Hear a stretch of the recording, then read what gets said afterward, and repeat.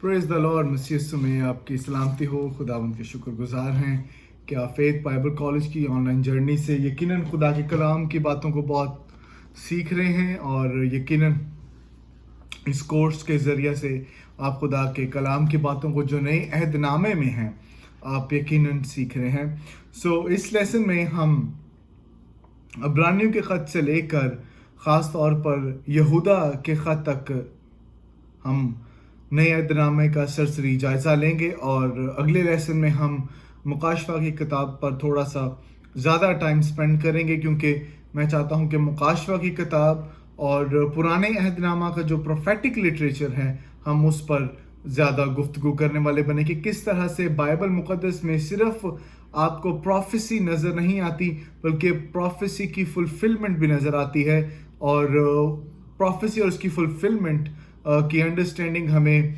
मुकाशवा की किताब की अंडरस्टैंडिंग की डीपर अंडरस्टैंडिंग देगा। हम चलते हैं इब्रानी के ख़त की तरफ। इब्रानी का ख़त मेरा बहुत ही पसंदीदा ख़त है और इसका मैं कॉन्टेक्स्ट बताता चलूँ तो इसमें मुझे ख़ास तौर पर जिस तरह से मुसन्निफ़ पुराने अहदनामे का कनेक्शन यीशु मसीह के साथ और फिर यीशु मसीह के साथ ही साथ नए अहद के लोगों के साथ करता है, आई जस्ट लव दैट। और जब हम इब्रानियों के ख़त के मुसन्निफ़ की बात करते हैं तो इसका कोई हमें टेक्सचुअल या एक्सटर्नल कोई एविडेंस नहीं मिलता कि आखिर ये किसने ख़त लिखा है, मगर गुमान किया जाता है कि पौलुस, बरनबास, लूका या अपुल्लोस ने इसको लिखा, पर हम वाज़े तौर पर नहीं कह सकते कि आखिर ये किसने लिखा है। मगर मेरी कन्विक्शन ज़्यादा ये है कि इस ख़त को यकीनन पौलुस रसूल ने लिखा होगा, क्योंकि नए अहदनामे में हमें पौलुस रसूल ही वो शख्स नज़र आता है जो बहुत ही सफाई से और बड़ी वजाहत से पुराने अहदनामे का इस्तेमाल करते हुए नए अहदनामे को हमें समझने में मदद करता है। मैं इस बात पर मुत्तफिक हूँ कि पौलुस रसूल ने इस ख़त को लिखा है, क्योंकि ख़ास तौर पर इसमें शरीयत और फ़ज़ल के बहुत ही ज़्यादा ठोस तालीम भी मिलती है। और पॉल तो हमेशा से ही, क्योंकि वो आपने जब पिछले लेसन्स में सीखा कि ही वॉज अ ज्यू एज वेल, और उसी के साथ ही साथ वो एक फरीसी भी था और यकीनन उसने बहुत मेहनत की शरीयत को सीखने के लिए, और शरीयत को सीखने के बाद ख़ास तौर पर उसने फ़ज़ल की इंजील को बहुत ही ज़्यादा उस पर काम किया और उसको सुनाया, लोगों के दिलों में उस तालीम को उसने नक्श किया, क्योंकि वो तालीम असल में पौलुस की नहीं थी बल्कि वो तालीम खुदावंद यीशु अल मसीह की थी। आमीन। ये ख़त इब्रानी मसीहियों के लिए लिखा गया था, किस जगह के लोगों के लिए है ये हमें मालूम नहीं है। इस ख़त में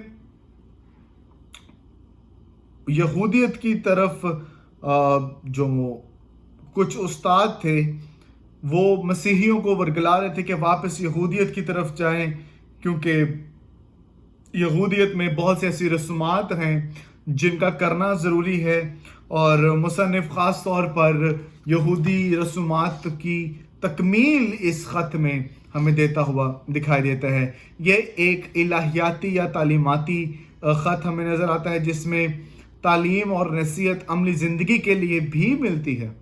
अब बाइबल मुक़द्दस इतनी ज़बरदस्त किताब है कि इसमें आपको डॉक्ट्रिन के साथ how you have to make that doctrine a part of your life, उसका भी तरीका वो बहुत ही खूबसूरती से मुहैया करता है। इस किताब में यीशु मसीह को हर चीज़ से ज़्यादा अफजल करार दिया गया है। मिसाल के तौर पर फरिश्तों से अफजल मसीह को कहा गया है। आप इसी के साथ नए अहद का जो बानी है यानी यीशु, उसको मूसा से अफजल कहा गया है, और नए अहद को पुराने अहद से बेहतर अहद कहा गया है। अब मसीह यीशु के अजीम बुलावे बतौर अजीम सरदार काहिन को भी इस ख़त में पेश किया गया है, क्योंकि इस और ख़ास तौर पर इसमें फिनिश्ड वर्क ऑफ क्राइस्ट पे बहुत जोर दिया गया है। اور یہ میرا فیوریٹ ورڈس ہے جو میں اکثر اوقات ایونجلسٹک کیمپینز میں یوز کرتا ہوں، کیونکہ عبرانی کا مصنف گراؤنڈز سیٹ کرتا ہے سیکریفیشل سسٹم کی، جو آپ کو احبار کی کتاب میں نظر آتی ہیں اور ان کی فلفلمنٹ مسیح یسوع میں وہ پیش کرتا ہے اور کہتا ہے کہ وہ ایک ہی بار اپنا خون لے کر پاک ترین مقام میں داخل ہو گیا تاکہ ہماری ابدی خلاصی کروائے. اور اس میں پرانے عہد نامے کے کاہن اور مسیح یسوع کو بطور سردار کاہن ایک موازنہ بھی کروایا جاتا ہے. اس میں مسیحیوں کے لیے ان کی طرز زندگی کے لیے فضل کے تخت کے پاس آ کر زندگی گزارنے کی تلقین ملتی ہے. اور اس میں جو میں نے آپ کو پچھلے لیسنز میں سکھایا اپوسٹسی یعنی برگشتگی اور یہودی رسومات کے خلاف کافی سخت تعلیم ملتی ہے.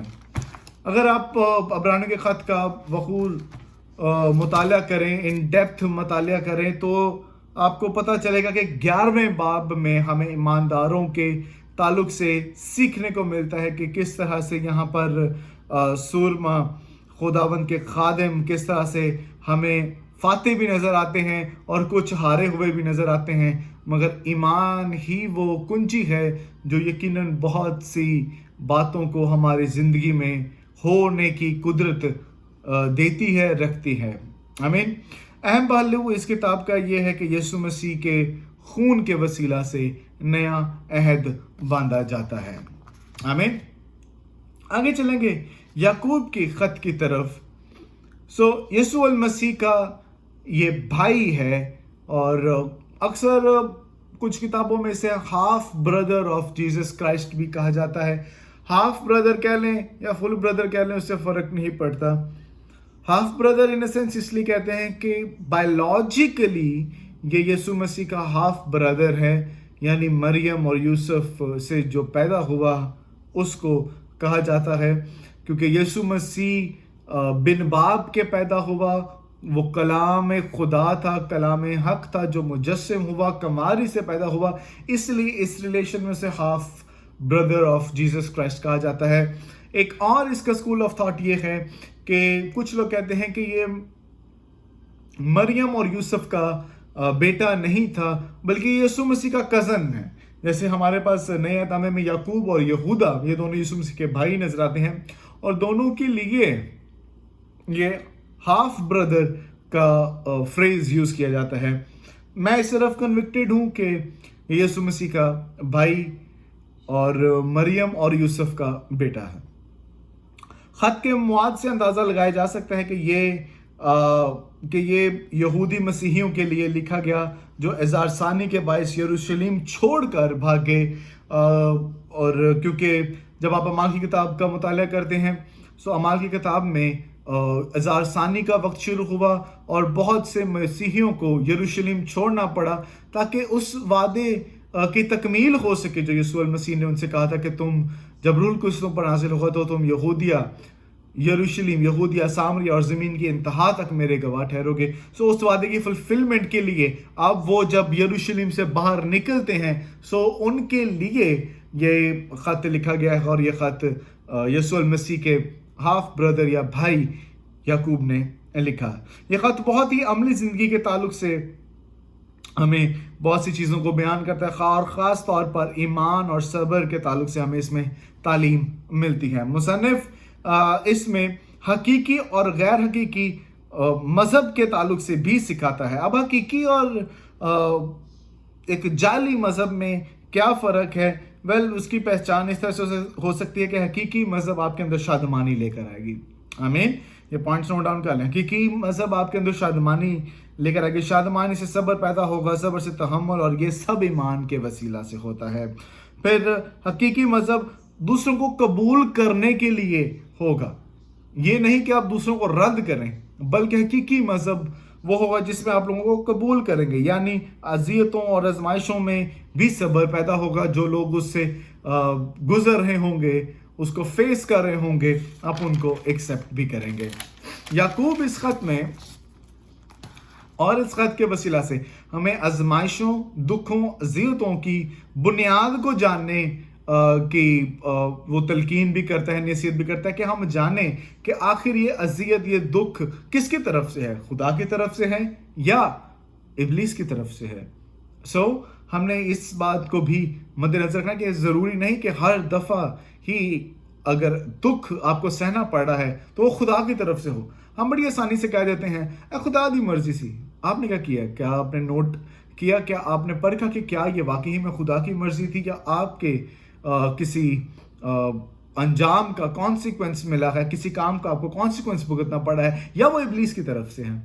ہمیں اس خط سے خاص طور پر دکھوں کو پرکھنے اور اس کے سورس کو, یعنی اس کی بنیاد کو جاننے کی, اس کے اوریجن کو جاننے کی اس میں تعلیمات بھی ملتی ہیں. اس خط میں خاص طور پر یعقوب حقیقی ایمان کی بات کرتا ہے جو عمل سے ظاہر ہوتا ہے.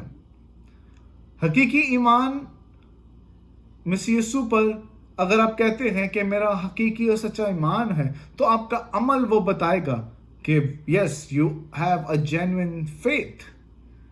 اگر آپ سیب کا بیج بوتے ہیں تو آپ آم ایکسپیکٹ نہیں کر سکتے. اگر آپ اسٹرابری کا بوتے ہیں تو آپ کنو ایکسپٹ نہیں کر سکتے کہ ہمیں کنو مل جائے. آپ نے اس بات کو ایکسپیکٹ بھی کرنا ہے اور ایکسپٹ بھی کرنا ہے کہ جیسا پودا ہوتا ہے, در حقیقت جو بیج بویا جاتا ہے ویسا ہی پودا اگتا ہے, اور وہ پودا بعد میں درخت اور پھر پھل دیتا ہے. اگر حقیقی ایمان کا بیج آپ کی زندگی میں بویا گیا ہوگا تو یقیناً وہ اگے گا اور وہ آپ کے عمل سے نظر بھی آئے گا. اور مسیح یسوع نے بھی اس تعلق سے تعلیمات دی تھی کہ ہم نے صرف کلام کو سننا ہی نہیں بلکہ اس پر عمل بھی کرنا ہے. اور یقیناً جب ہم عمل کرتے ہیں خدا کی باتوں پر اور ایمان پر چلتے ہیں تو یقیناً ہم خدا کی طرف سے اجر بھی اس کا پاتے ہیں. پہلے پطرس کے خط کی طرف چلیں گے. اب پطرس نے 2 خطوط لکھے اور اب ہم ان 2 خطوط کو دیکھیں گے. تو الٹیمیٹلی ٹائٹل سے ہمیں پتہ چل جاتا ہے کہ یہ پطرس نے لکھا ہے. پطرس مسیح یسوع کا شاگرد تھا اور رسول بھی تھا, اور اس کی زندگی بہت معنی خیز تھی. اس کا کردار جو کہ ہمیں اناجیلی بیانات میں ملتا ہے بڑا معنی خیز ملتا ہے, اور انجیل کو پھیلانے کے لیے وہ ایک بہت فائدہ مند ویسل ثابت ہوتا ہے. ان کے لیے یہ خط لکھا ہے جو اس وقت ہزار ثانی کی وجہ سے پراگندہ ہو چکے تھے, اور اس ہزار ثانی کی میں صرف یہودی مسیحی نہیں تھے بلکہ یونانی مسیحی بھی تھے. یعنی اس وقت اس بارے میں ہمیں تعلیم ملتی ہے کہ جو یہودی بھی تھے اور اس کے ساتھ ہی ساتھ جو یونانی لوگ جو مسیح پر ایمان لائے ان کو ہزار ثانی فیس کرنا پڑی, ان کو ان دکھوں میں سے گزرنا پڑا. اور یقیناً ہمیں اس بات کا بخوبی علم ہو جاتا ہے جب ہم اس خط کو بھی پڑھتے ہیں, اور پھر ہسٹوریکل اکاؤنٹ آف جوسفس بھی ہم پڑھیں تو ہمیں کافی چیزیں ملتی ہیں. کچھ علماء کرام کی رائے ہے کہ جب یہاں پر وہ آگ کی بات کر رہا ہے تو وہ در حقیقت ہزار ثانی کی اور یروشلم کے جل جانے کی بات کر رہا ہے پطرس. پر ابھی ہم آگے دیکھ سکتے ہیں کہ یہ خط کس طرح سے, کیونکہ 70 عیسوی میں ہیکل کو مسمار کیا گیا اور یروشلم کو جلا دیا گیا تھا, تو گمان کیا جاتا ہے کہ یہ خط 70 عیسوی کے بعد کہیں لکھا گیا ہو. اور اسی دوران بہت سے یہودیوں کو یروشلم سے نکال دیا گیا اور مسیحیوں کو بھی نکال دیا گیا, اور رومن ایمپررز نے یہ کہا کہ یہ جلنے کی وجہ اور یہ سب چیزوں کے فساد کی وجہ مسیحی ہیں, اس سے انہوں نے ان کو وہاں سے نکال دیا تھا. پطرس ایمانداروں کی حوصلہ افزائی کرتا ہے, اور پہلے خط میں وہ خاص طور پر دکھ کے لفظ کو بہت پرومیننٹ, یعنی سفرنگ کے ورڈ کو بہت پرومیننٹلی یوز کرتا ہے, اور وہ مسیح کی وجہ سے فتح, نجات, زندہ امید, قدرت جو کہ ایمان کے وسیلہ سے ظاہر ہوتی ہے, ان دکھوں کے لمحات میں سے گزرنے کے لیے وہ ان الفاظ کا چناؤ کرتے ہوئے ان کو ایک امید کا, نجات کا, زندگی کا پیغام دیتا ہے. پطرس خاص طور پر اس پہ بات کرتا ہے کہ دکھوں کے درمیان بھی ہم فتح مند ہو سکتے ہیں, اور دکھوں میں سے گزرنے کی وجہ سے آپ پاکیزہ ہو سکتے ہیں, پاک ہو سکتے ہیں. اور چونکہ ہم مسیح یسوع کے بیش قیمتی خون کی وجہ سے خریدے گئے ہیں, اب خریدے جانے سے مراد ہے کہ ہمیں ہماری قیمت ادا کر کے ہمیں الگ کر لیا گیا ہے. پطرس اس تعلق سے اس خط میں بات کرتا ہے. جب ہم بات کرتے ہیں اس خط کے سینٹرل تھیم کی تو وہ سینٹرل تھیم دکھ ہی ہے. یہ پہلی آیت میں آپ دیکھیں پہلے آیت میں وہاں پہ وہ کہہ دیتا ہے کہ مسافروں کے نام یعنی اسٹرینجرز کے نام جو بابل سے یہ کم از کم یہ خط کچھ لوگوں کا گمان ہے، جیسے میں پہلے تھا کہ 70 عیسوی کے بعد دکھا گیا، کچھ کا گمان ہے کہ یہ 60 عیسوی یعنی 70 عیسوی میں ہزار ثانی اور یروشلم کی تباہی سے پہلے لکھا گیا. دونوں اسکول مجھے کنوکٹنگ لگتے ہیں. 60 عیسوی میں یہ خط لکھا گیا، لیکن اگر ایگزام میں یہ پوچھا جائے کہ آپ کا ٹیچر کس اسکول آف تھاٹ سے ایگری کرتے ہیں تو میں اس چیز سے زیادہ ایگری کرتا ہوں کہ یہ 60 عیسوی میں لکھا گیا اور یروشلم کی تباہی اور بربادی سے پہلے بھی مسیحیوں کو وہاں سے نکالا گیا تھا. اب سوال یہ پیدا ہوتا ہے، وہ کہتے ہیں یہاں پر بابل سے یہ خط لکھا گیا. اب اگر آپ نے اولڈ ٹیسٹمنٹ سروے دھیان سے سیکھا ہے، پڑھا ہے، سمجھا ہے، جانا ہے تو آپ یہ بات سمجھیں گے کہ کیا بابل جو مسوپتامیہ میں ہے اس کی طرف ریفر کر رہا ہے، یا جب آپ دانیل کی رویا دیکھتے ہیں تو وہاں پر بھی بابل کا لفظ استعمال کیا گیا ہے جو کہ رومی سلطنت یا روم کی طرف اشارہ کرتا ہے. عالم دین اور میں اس بات سے متفق ہیں کہ پطرس نے یہ خط روم میں رہتے ہوئے یہ لکھا ہے. پطرس اس خط میں خاص طور پر دکھوں میں آزمائشوں میں حوصلہ افزائی کے لیے یہ خط لکھتا ہے.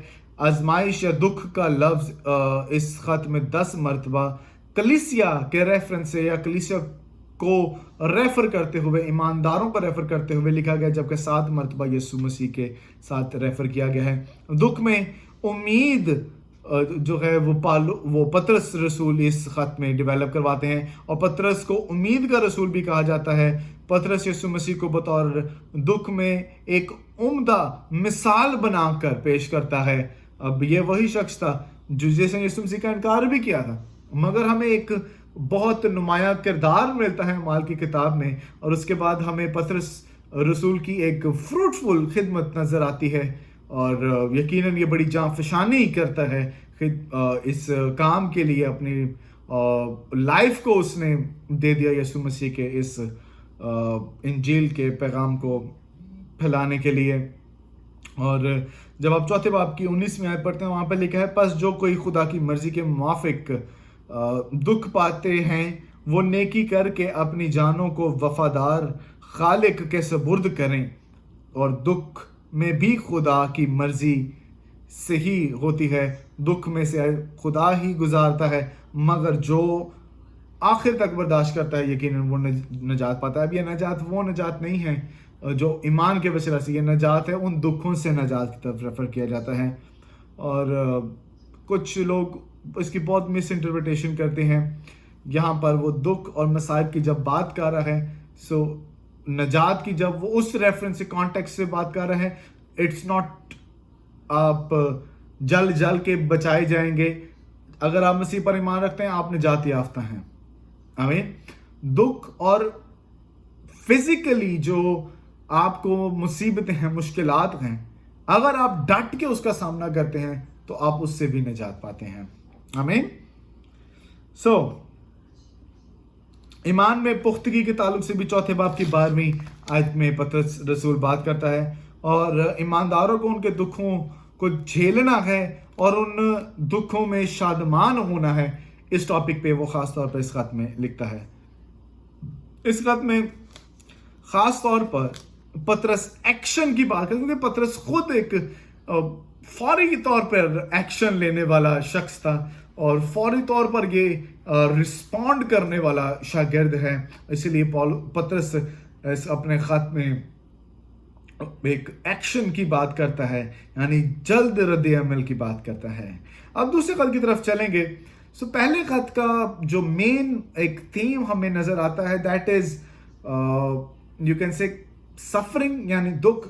دوسرے خط میں ہمیں تعلیمات ملتی ہیں، اور دوسرا خط خاص طور پر غلط استاد کی تعلیمات کلیسیا اور خدا کے کلام کے متعلق باخبر کروانے کے لیے پطرس رسول یہ دوسرا خط لکھتا ہے. اور پطرس اس خط کو بطور چرواہا یا پاسبانی دل رکھتے ہوئے اس خط کو لکھتا ہے، اور خاص طور پر وہ غلط تعلیمات سے ہونے والی برگشتگی یعنی اپوسٹسی کی طرف بھی یہاں پر ہنٹس دیتا ہے، اور غلط تعلیمات اس خط میں جس کو ڈیل کر رہا ہے وہ خاص طور پر مسیح یسوع کی الوہیت کے انکاریوں کو ٹیکل کرتے ہوئے وہ یہاں پر بیان کرتا ہے۔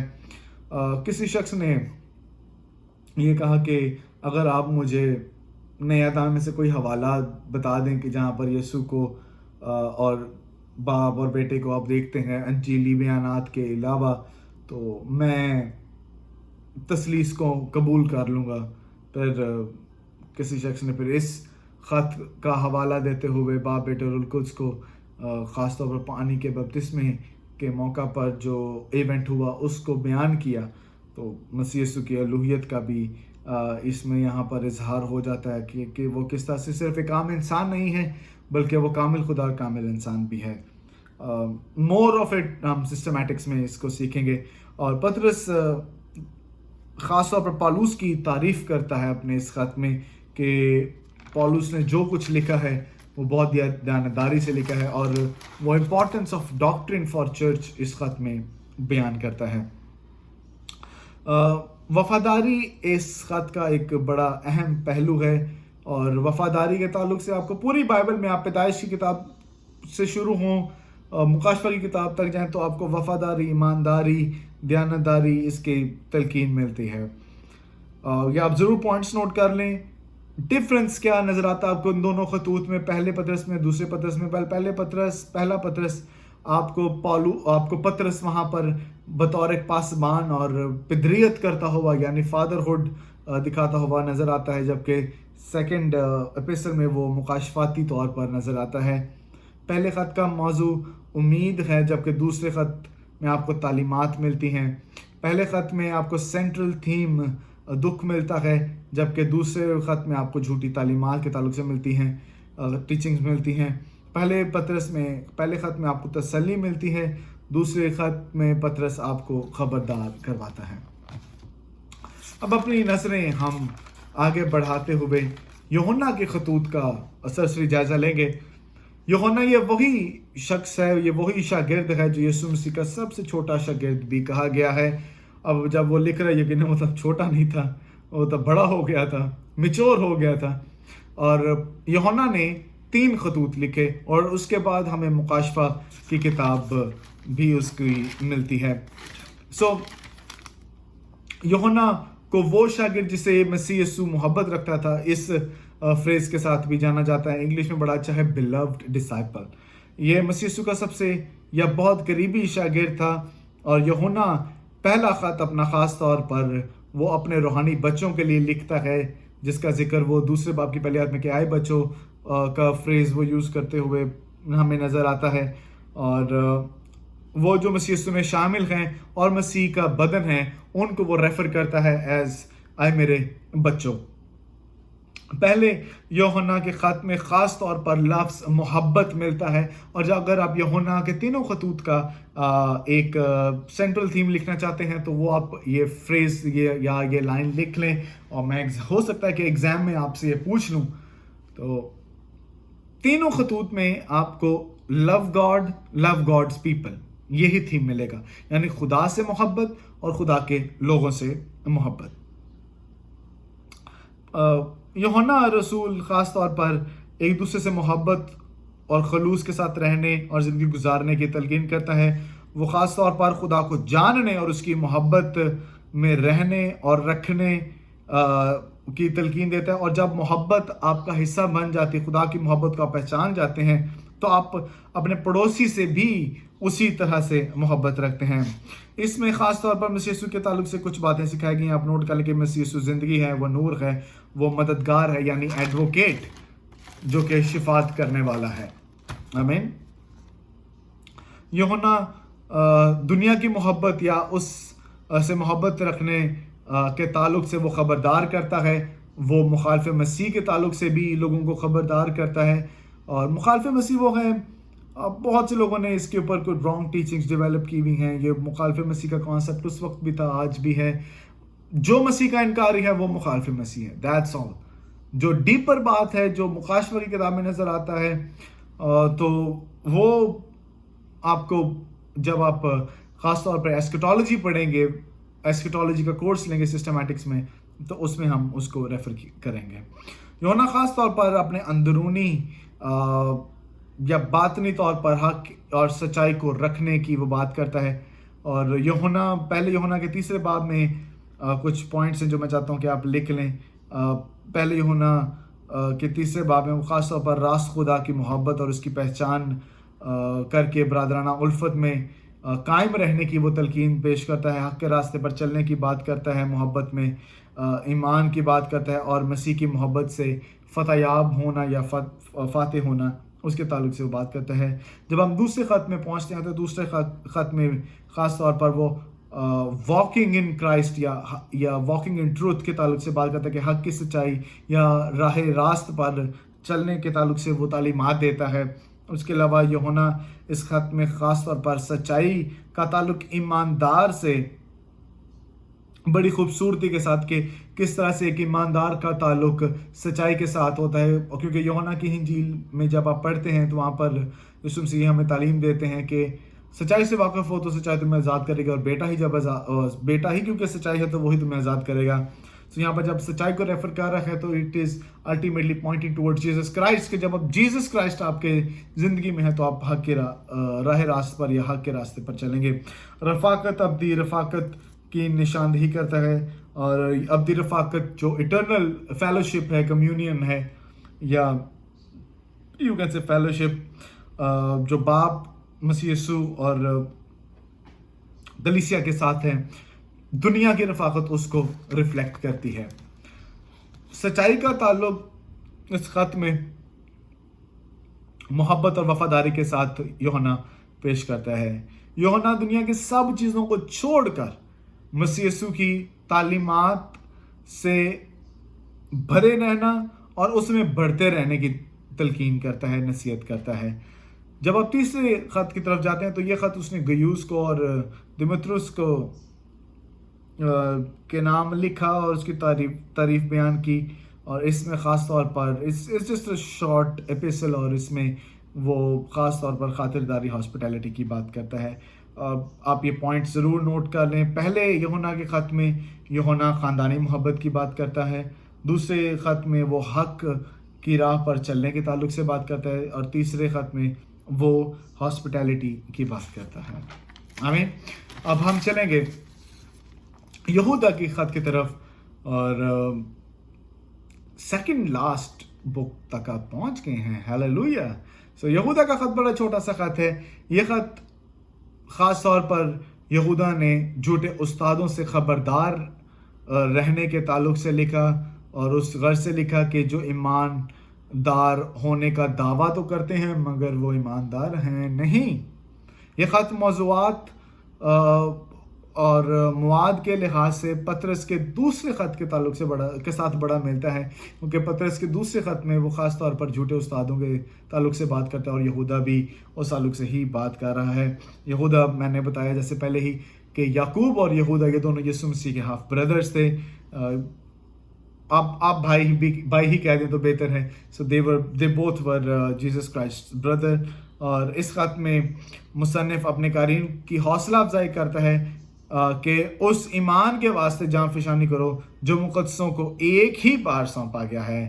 وہ ایک ہی بار آپ کو وہ ایمان ملا ہے, اور میں ایمان رکھتا ہوں کہ آپ اس ایمان میں قائم بھی رہیں گے. یہ بڑا چھوٹا سا اور پریکٹیکل خط ہے. سو میرے چیزوں ابھی تک ہم اس کا ریکیپ کرتے ہیں what we have done up till now. Number 1, آپ نے انجیلی بیانات کا سرسری جائزہ لیا, پھر اعمال کی کتاب کا سرسری جائزہ لیا جو کہ ایک تاریخی کتاب آپ کو ملتی ہے. انجیلی بیانات میں آپ کو یسوع مسیح کی بایوگرافی ملتی ہے, ان کی incarnation, birth, life, death and resurrection کے تعلق سے آپ کو اکاؤنٹ ملتا ہے. اعمال کی کتاب میں آپ کو اسپریڈ آف دی گاسپل ملتا ہے, اور یہ گاسپل کا پھیلاؤ روح القدس کی قدرت اور معموری کی وجہ سے آپ کو نظر آتا ہے. اور اس کے بعد آپ نے پولس رسول کے خطوط دیکھے جس میں اس نے کچھ خطوط چرچ کانگریگیشنز کو لکھے, اور کچھ پرسنل ایپیسلز بھی لکھے، اور ان پرسنل ایپیسلز میں سے ہمیں کچھ پاسٹورل ملتے ہیں، کچھ خط اس نے جن کو ہم نے پریزن ایپیسل کہا، روم کی قید میں رہتے ہوئے وہ ان خطوط کو لکھا. اور اس کے بعد ہم خاص طور پر آگے بڑھتے ہوئے ہم نے عام خطوط کا بھی سرسری جائزہ لیا، جس میں عبرانیوں کا خط آتا ہے، پطرس کے 2 خطوط ہیں، یوحنا کے 2 خطوط ہیں، 3 خطوط ہیں. اس کے بعد عبرانیوں کا خط جیسے پہلے ذکر کر دیا گیا ہے، یہودا اور یعقوب کا خط ہے، اور اب لاسٹ پہ رہ گیا ہے مکاشفہ کی کتاب. اور اگلے لیسن میں ہم مکاشفہ کی کتاب کو ذرا گہرائی سے سیکھیں گے، سمجھیں گے اور جانیں گے. God bless you all.